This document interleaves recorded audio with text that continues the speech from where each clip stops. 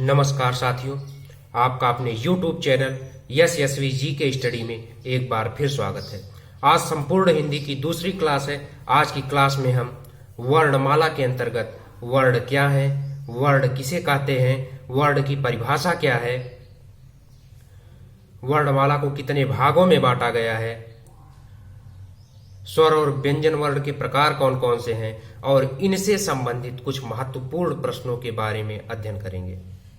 तो चलिए शुरू करते हैं। वर्ण भाषा की सबसे छोटी इकाई ध्वनि होती है और इस ध्वनि के लिखित रूप को ही वर्ण कहते हैं, जैसे अ, आ, क, ख, ग इत्यादि।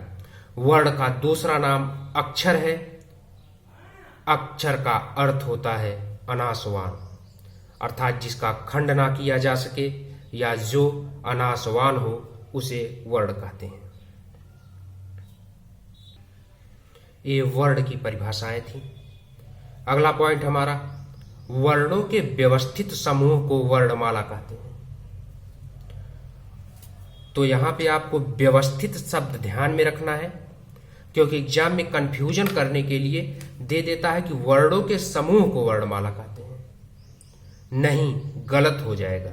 वर्णों के व्यवस्थित समूह को वर्णमाला कहते हैं, ये सही है। अगला पॉइंट है हमारा, हिंदी वर्णमाला में वर्णों की संख्या 52 है। हमारी अगली हेडिंग है, हिंदी वर्णमाला को 2 भागों में बांटा गया है। नंबर 1 स्वर वर्ण, नंबर 2 व्यंजन वर्ण। स्वर, जो वर्ण स्वतंत्र रूप से बोले जाते हैं उन्हें स्वर कहते हैं। ये मूलतः 3 प्रकार के हैं। नंबर 1 ह्रस्व स्वर। जिन स्वरों के उच्चारण में बहुत कम समय लगता है वे ह्रस्व स्वर या मूल स्वर या लघु स्वर कहलाते हैं। इनमें एक मात्रा का समय लगता है, इसलिए इन्हें एक मात्रिक स्वर भी कहते हैं। ये हैं अ, ई, उ, री। नंबर 2 दीर्घ स्वर। जिन स्वरों के उच्चारण में ह्रस्व से अधिक समय लगता है उन्हें दीर्घ स्वर कहते हैं। इनमें 2 मात्रा का समय लगता है, इसलिए इन्हें द्विमात्रिक स्वर भी कहते हैं। ये हैं आ, ई, उ, ए, ऐ, ओ, औ।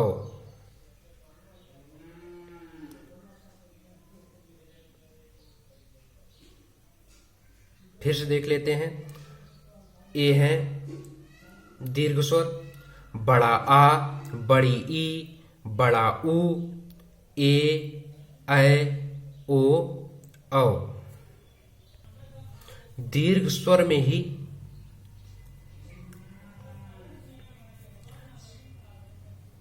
विशेष प्रकार के स्वर आते हैं जिन्हें संयुक्त स्वर कहते हैं। तो आइए देखते हैं।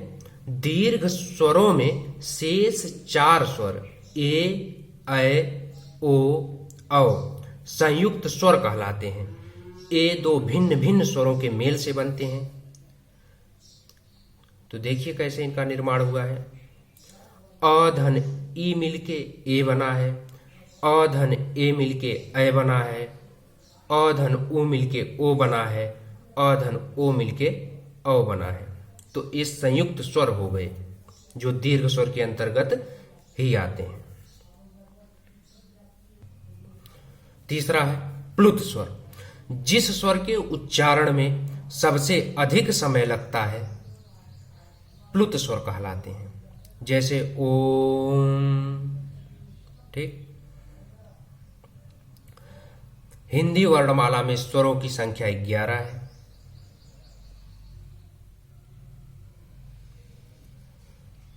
दो अयोगवाह हैं जिनको स्वर के अंतर्गत नहीं रखते हैं, अंग और अ। यहां पे एक बात और ध्यान दीजिएगा, प्लुत स्वर को त्रिमात्रिक स्वर भी कहते हैं।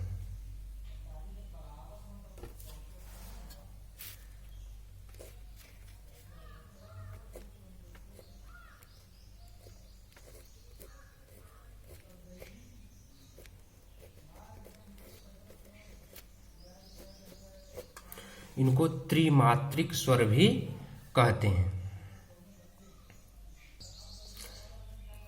ये तो स्वर के मूल प्रकार थे। अब स्वरों को अन्य कई आधारों पर बांटा गया है। तो चलिए देखते हैं कुछ महत्वपूर्ण प्रकार।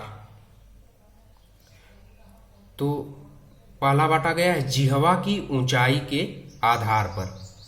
तो जिह्वा की ऊंचाई के आधार पर स्वरों को 4 भागों में बांटा गया है। नंबर 1 विवृत, नंबर 2 अर्धविवृत, नंबर 3 अर्धसंवृत और नंबर 4 संवृत। विवृत स्वर आ है, अर्धविवृत स्वर ऐ और औ हैं, अर्धसंवृत स्वर ए और ओ हैं, संवृत स्वर ई ऊ हैं। इनको याद कर लीजिएगा, इनसे क्वेश्चन भी आते हैं। अभी मैं आप लोगों को आगे दिखाऊंगा भी। अगला है हमारा जिह्वा के उत्थापित भाग के आधार पे। इसको केवल जिह्वा के या जीभ के आधार पर भी बोलते हैं। तो जिह्वा के उत्थापित भाग के आधार पे या जीभ के आधार पर स्वरों को 3 भागों में बांटा गया है। नंबर 1 अग्रस्वर, नंबर 2 केंद्रीय या मध्य स्वर और नंबर 3 पश्च स्वर। नंबर 1 अग्रस्वर, नंबर 2 केंद्रीय या मध्य स्वर, नंबर 3 पश्च स्वर। तो नंबर 1 क्या है? अग्रस्वर। अग्रस्वर के अंतर्गत ई ए आते हैं। केंद्रीय या मध्य स्वर छोटा अ को बोलते हैं और पश्च स्वर बोलते हैं बड़ा आ, छोटा ऊ, बड़ा ऊ, ओ और औ को बोलते हैं। तो ये भी एग्जाम की दृष्टि से बहुत महत्वपूर्ण है। तो स्वर को किन किन आधारों पर बांटा गया है एक दृष्टि में देख लेते हैं। मूलतः या मूल रूप से 3 प्रकार के स्वर बताए गए हैं: ह्रस्व स्वर, दीर्घ स्वर और प्लुत स्वर। जिह्वा की ऊंचाई के आधार पे 4 प्रकार के बताए गए हैं: विवृत, अर्धविवृत, संवृत और अर्धसंवृत।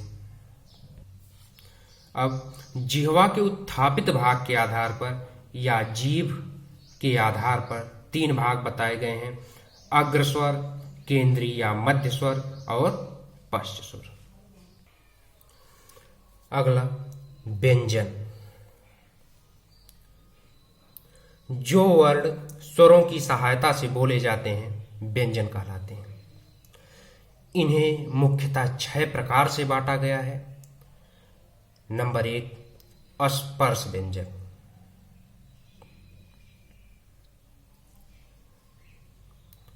क से लेकर मा तक या क वर्ग से लेकर पा वर्ग तक के वर्ण इसमें आते हैं।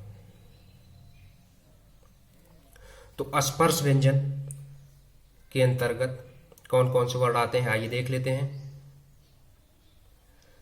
नंबर 1 क वर्ग। क वर्ग के अंतर्गत क ख ग घ अंग। च वर्ग के अंतर्गत च छ ज झ य।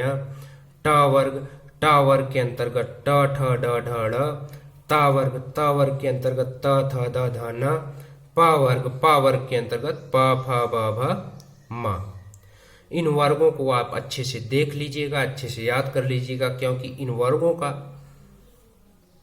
प्रयोग अभी आगे जब उच्चारण स्थान पढ़ेंगे वर्णों का उनमें बहुत काम आएगा और अल्प प्राण और महाप्राण सीखने में भी एक काम आएंगे। तो वर्ग जानना बहुत ही जरूरी है कि क वर्ग के अंतर्गत कौन से वर्ण आते हैं, च वर्ग के अंतर्गत कौन से वर्ण आते हैं, ट वर्ग के अंतर्गत कौन से वर्ण आते हैं, त वर्ग के अंतर्गत कौन से वर्ण आते हैं और पा वर्ग के अंतर्गत कौन से वर्ण आते हैं। तो स्पर्श व्यंजनों की संख्या 25 है कुल मिलाकर।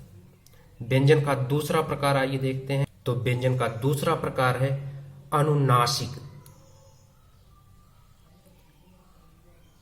य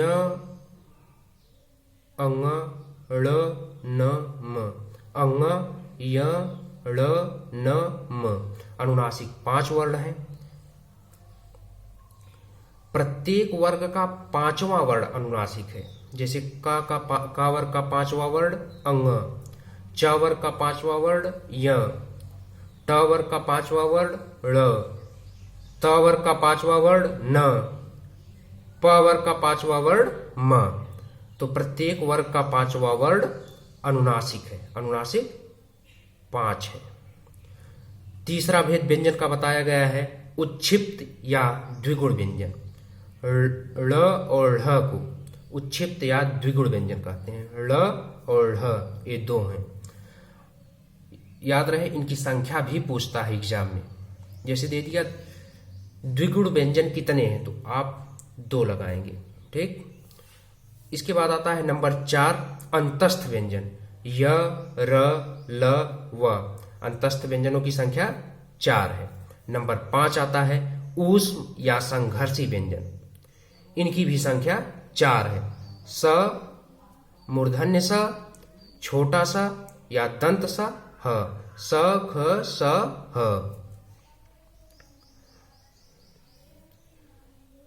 नंबर 6 संयुक्त व्यंजन। संयुक्त व्यंजन के अंतर्गत छ, त्र, ज्ञ, स्र संयुक्त व्यंजन भी 4 प्रकार के होते हैं। तो संयुक्त व्यंजनों का निर्माण कैसे हुआ है? क धन स मिलके छ बना है, ज धन य मिलके ज्ञ बना है, त धन र मिलके त्र बना है, स धन र मिलके स्र बना है। आपको एग्जाम में ये ध्यान रखना होगा कि किसके नीचे हलंत लगा है। तो पहला जो वर्ण है इसके अंतर्गत हलंत लगा है इसके नीचे। तो क के नीचे हलंत लगा है, ज के नीचे हलंत लगा है, त के नीचे हलंत लगा है, स के नीचे हलंत लगा है। हलंत आपको ध्यान रखना है। कभी कभी एग्जाम में दे देगा क धन स, फिर देगा क धन स। एक का के नीचे हलंत लगा रहेगा, एक का के नीचे हलंत नहीं लगा रहेगा। तो जिस का के नीचे हलंत लगा रहेगा वही सही माना जाएगा। क धन स हलंत को आपको ध्यान में रखना है। पार्श्विक व्यंजन। पार्श्विक व्यंजन ल को कहते हैं। लुंठित व्यंजन र को कहते हैं। स्पर्श संघर्षी व्यंजन च, छ, ज, झ को कहते हैं। Note number 2। हाँ, आप लोग इसके साथ साथ नोट्स जरूर बनाते चले दोस्तों। तो नोट नंबर 2, हिंदी में मूल व्यंजनों की संख्या 33 है। हिंदी में मूल व्यंजन वर्णों की संख्या 33 है। मूल स्वरों की संख्या 11 है। उच्छिप्त व्यंजन की संख्या 2 है, अयोगवाह की संख्या 2 है और संयुक्त की संख्या 4 है। फिर से देख लेते हैं। मूल व्यंजन वर्णों की संख्या 33, स्वर वर्णों की संख्या 11, उच्छिप्त व्यंजन की संख्या 2, अयोगवाह की संख्या 2, संयुक्त व्यंजन की संख्या 4। टोटल मिलके 52 वर्ण हमारे वर्णमाला के हो जाते हैं। तो ये तो हमने टोटल वर्णों को देख लिया। अब जो मूल व्यंजन 33 बताए गए हैं इनको देख लेते हैं। तो मूल व्यंजन की संख्या 33 है। इनको 3 श्रेणियों में बांटा गया है। नंबर 1 स्पर्शी जिसमें 25 वर्ण आते हैं। नंबर 2 अंतस्थ जिसमें 4 वर्ण आते हैं। और नंबर 3 ऊष्म जिसमें 4 वर्ण आते हैं। तो टोटल मिलके 33 मूल व्यंजन हो जाते हैं हमारे। तो आइए दोस्तों देखते हैं कि इनमें से प्रश्न कैसे आएंगे, शायद जो कंफ्यूजन हो क्लियर हो जाए आपका। तो पहला प्रश्न हम ले लेते हैं। पहला प्रश्न है हिंदी वर्णमाला में ऊष्म व्यंजन कौन से हैं? तो अभी आपने पढ़ा हिंदी वर्णमाला में ऊष्म व्यंजन कौन से हैं। तो हिंदी वर्णमाला में ऊष्म व्यंजन स, स, स, ह, तालव्य स, मूर्धन्य स, दंत स और ह। पहला वाला ऑप्शन हमारा सही है। तो हिंदी वर्णमाला में ऊष्म व्यंजन कौन से हैं? स ख स ह। दूसरा प्रश्न है, भाषा की सबसे छोटी इकाई क्या है? शब्द, व्यंजन, स्वर, वर्ड या अक्षर? तो इसमें हमारी सबसे छोटी इकाई क्या है? वर्ड है। भाषा की सबसे छोटी इकाई वर्ड है। अगला क्वेश्चन आता है कि भाषा की सबसे छोटी इकाई क्या है? वही क्वेश्चन है, लेकिन देखिए आपको ऑप्शन देख के उत्तर का चुनाव करना है। तो इसमें दिया है वर्ड, ध्वनि, शब्द, स्वर। तो जहाँ पे ध्वनि और वर्ड दोनों दे दे वहाँ पे आपको क्या मारना है, क्या ट्रिक करना है? ध्वनि पर ट्रिक करना है। तो भाषा की सबसे छोटी इकाई क्या है? ध्वनि है। अगर ध्वनि नहीं दिया रहता है तब आपको वर्ड पे ट्रिक करना है।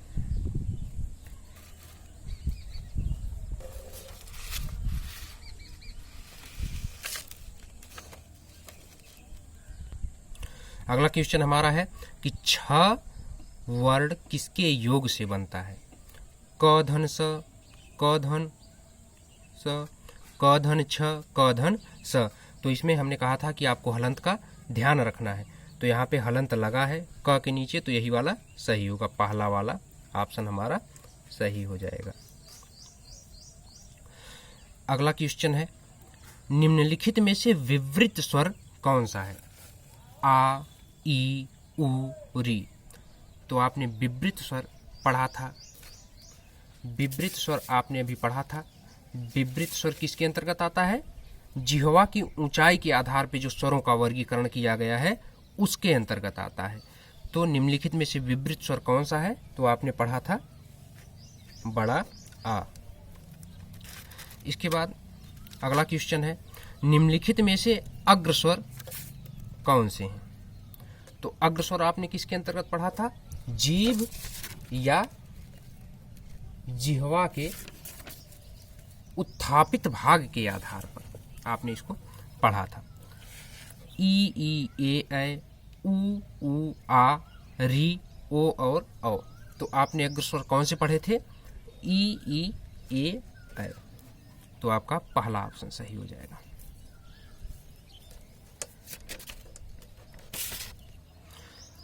अगला क्वेश्चन हमारा, जिह्वा की ऊंचाई के आधार पर स्वरों की संख्या है। जिह्वा की ऊंचाई के आधार पर स्वरों की संख्या है।